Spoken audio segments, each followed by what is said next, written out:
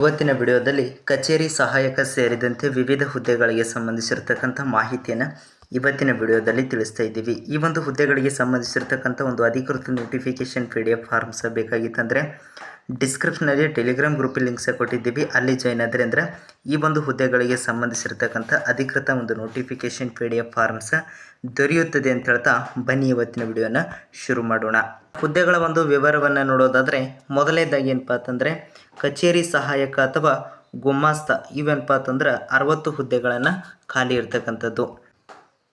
ಇನ್ನು ಜವಾನ್ ಹುದ್ದೆಗಳು 60 ಹುದ್ದೆಯನ್ನು ಖಾಲಿ ಇರ್ತಕ್ಕಂಥದ್ದು. ಒಟ್ಟು 120 ಹುದ್ದೆಗಳಿಗೆ ಏನಪ್ಪ ಅಂತಂದ್ರೆ ಅರ್ಜಿಯನ್ನು ಆಹ್ವಾನಿಸಲಾಗಿರುವಂಥದ್ದು. ಈ ಒಂದು ಹುದ್ದೆಗಳಿಗೆ ವಿದ್ಯಾರ್ಹತೆಯನ್ನು ನೋಡೋದಾದರೆ ಮೊದಲನೇದಾಗಿ ಕಚೇರಿ ಸಹಾಯಕ ಅಥವಾ ಗುಮಾಸ್ತ ಹುದ್ದೆಗಳಿಗೆ ಏನಪ್ಪ ಅಂತಂದ್ರೆ ಅಭ್ಯರ್ಥಿಗಳು ಪದವಿಯನ್ನು ಪಾಸಾಗಿರಬೇಕು. ಅದರ ಜೊತೆಗೆ ಕಂಪ್ಯೂಟರ್ ಮತ್ತು ಟೈಪಿಂಗ್ ಜ್ಞಾನವನ್ನು ಹೊಂದಿರಬೇಕಾಗಿರುವಂಥದ್ದು. ಇನ್ನು ಜವಾನ್ ಹುದ್ದೆಗಳಿಗೆ ಅಭ್ಯರ್ಥಿಗಳು SSLC ಪಾಸಾಗಿರುವಂಥ ಅಭ್ಯರ್ಥಿಗಳಿಂದ ಅರ್ಜಿಯನ್ನು ಆಹ್ವಾನಿಸಲಾಗಿರುವಂಥದ್ದು.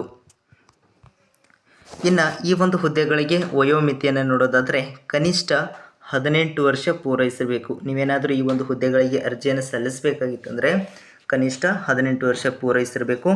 ಗರಿಷ್ಠ 35 ವರ್ಷ ಮೀರಿರಬಾರ್ದಂಥ ಅಭ್ಯರ್ಥಿಗಳಿಂದ ಅರ್ಜಿಯನ್ನು ಆಹ್ವಾನಿಸಲಾಗಿರುವಂಥದ್ದು.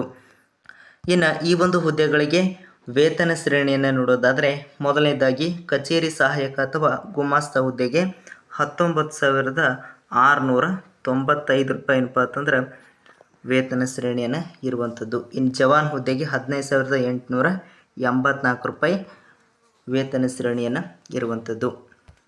ಇನ್ನು ಈ ಒಂದು ಹುದ್ದೆಗಳಿಗೆ ಅರ್ಜಿ ಶುಲ್ಕವನ್ನು ನೋಡೋದಾದರೆ ಯಾವುದೇ ರೀತಿ ಅರ್ಜಿ ಶುಲ್ಕ ಸಹ ಇರುವುದಿಲ್ಲ. ಫ್ರೀಯಾಗಿ ಏನಪ್ಪ ಅಂತಂದ್ರೆ ಅರ್ಜಿಯನ್ನು ಸಲ್ಲಿಸಬಹುದಾಗಿರುವಂಥದ್ದು.